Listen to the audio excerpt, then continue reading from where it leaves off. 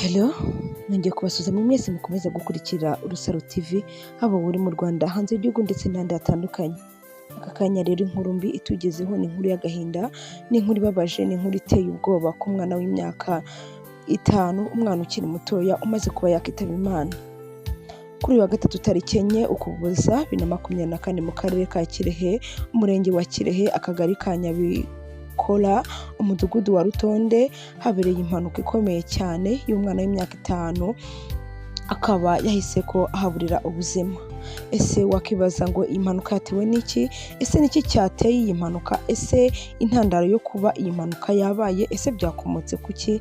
Ese iyi modoka yaba yahise kigenda? Ese ababibonye cyangwa se ababonye kuri iyi mpanuka babyifashe mute?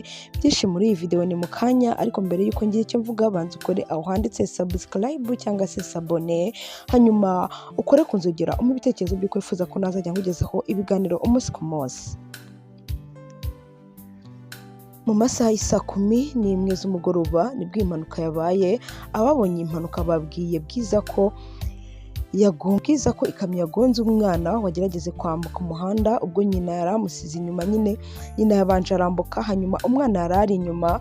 Gusa ababibonye bavugaga ko uyu mubyeyi rwose ngo atari ngombwa ko asiga umwana inyuma, dore ko ngo mbere y'uko wambuka ugomba kuba wabanza gutwara umwana. Umubyeyi w'umupapa w'uyu mwana avuga ko mu gitondo yabyutse ajyana umwana ku ishuri. Avuga ko nyina yari yabwiye nyina ko ari buze kujya kumucyura, ni nako byagenze. Mama we yagiye kumureba ku ishuri nk'uko bisanzwe, gusa nyine icyaje gukurikiraho ni uko uyu mwana yaje kwitaba Imana bitewe n'iyi mpanuka. Ni impanuka yahungabanyije abantu benshi, haba mu muryango, kuko dore ngo uyu mwana yari umwana umwe, niwe mwana wenyine bari bafite. Umurambo wa nyakwigendera wahise ujyanwa mu bitaro by'akarere ka Kirehe, babijyana nyine kugira babashe kuba nyine bawujyana mu buruhukiro. Gusa ni ibintu bibabaje, ni ibintu biteye agahinda kubw'uyu mwana wagiye azize impanuka, dore ko yapfuye ngo ababaye cyane bitewe n'uburyo ki yari yangiritse mu mutwe, cyangwa se haba n'ahandi hose. Urumva kumva ikamyo yagongwa umwana ukiri na mutoya ni ibintu bibabaje, dore ko ngo abajyanye umubiri we bajyanye ari nkaho bajyanye amagufwa gusa bitewe n'uburyo ki yari yangiritse. Kari agahinda rero, haba ku babibonye cyangwa se ku bari bahari, haba ku bajije kuba bahita bahagera. Byari ibintu bibabaje, byari ibintu biteye ubwoba.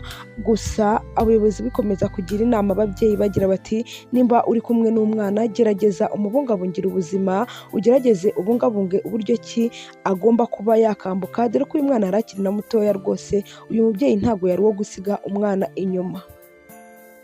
Dukomeza kwihanganisha uyu muryango wabuze umwana, dukomeza kwihanganisha buri umwe wese wumvishe kuri iyi nkuru ibabaje kandi iteye agahinda. Mwakoze gukomeza gukurikira Urusaro TV, ugukora subscribe ku muntu utarayikoze, comment ibitekerezo by'uko wifuza ko nase nkugezaho ibiganiro